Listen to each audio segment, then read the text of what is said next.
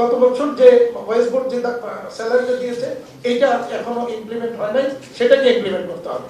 তার মানে এটা প্রমাণিত যে এখনো অনেক ফ্যাক্টরির এই সামর্থ্যই হয় নাই ওই 12,500 টাকা সেটেল করা।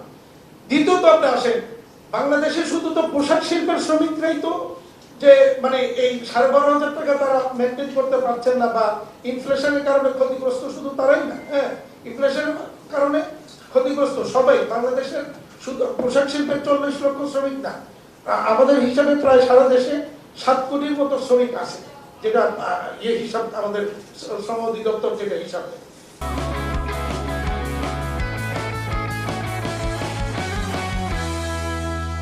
তো সেই 7 কোটি লোকের তো বাকি তো কারো দাবি আমরা দেখছি না কোনো সেক্টরে। সরকারের গেজেটেড 44টা সেক্টর আছে, একমাত্র গার্মেন্টস সেক্টরে এই দাবি নিয়ে আমরা প্রতিদিন মুখোমুখি হচ্ছি। অন্য 43টা সেক্টরের কেউ তো আমরা রাজপথে দেখি না। তারাও তো বাংলাদেশেরই মানুষ। আমি কি আমার বাসার কাজের মেয়েটাকে 12,500 টাকা বেতন দেই?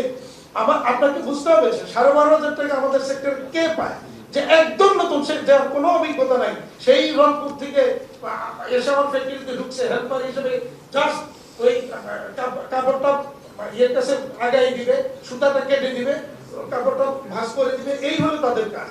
তো এই কাজের জন্য 12,500 টাকা যদি পেতে পারে, তাহলে ভাষায় একজন কাজের বুয়া বা শ্রমিক যে পরিমাণ পরিশ্রম সারাদিন করে, তারই কি আমি সেই তুলনায় 12,500 টাকা দেই? আমি তো তা দেই না।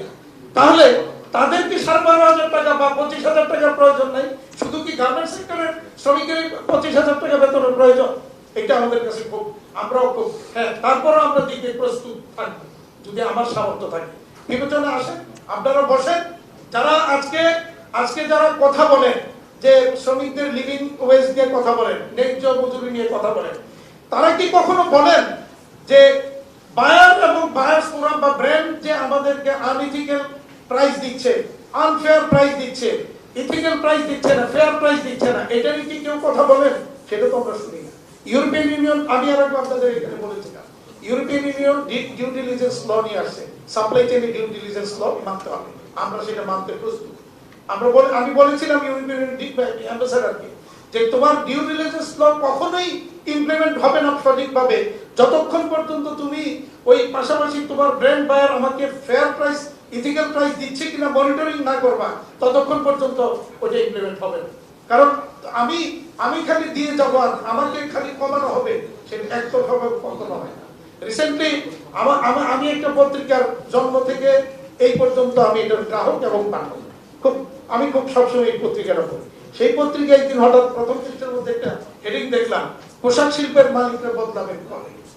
তো আমার একটা বিনীত অনুরোধ, যারা এই ধরনের কথা বলে তাদেরকে দুইটা কাজ করার জন্য অনুরোধ করবো। একটা হলো আপনারা হয় আসেন আমাদের ইন্ডাস্ট্রিগুলিতে, আপনারা কোন একটা ভূমিকা আসেন, এসে আমাদের কিছু শিকার ব্যবস্থা করে দেন। কারণ আমি তো 40 বছর প্রায় এই সেক্টরে, 37 বছর আমার।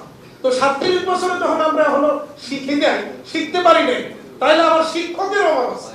তো আমি আপনাদেরকে সেই শিক্ষকের ভূমিকা আসার জন্য অনুরোধ করবো একটা আমার, অথবা আপনাদেরকে বলবো যে আপনারা একটা ফ্যাক্টরি, আদর্শ ফ্যাক্টরি, এরকম গার্মেন্টস শিল্পের একটা ফ্যাক্টরি তৈরি করে আপনারা পরিচালনা করেন, আমাদেরকে আঙ্গুল দিয়ে দেখাই দেন যে এইভাবে এটাকে মেনটেন করা লাগে, এইভাবে এটাকে মানতে হয়।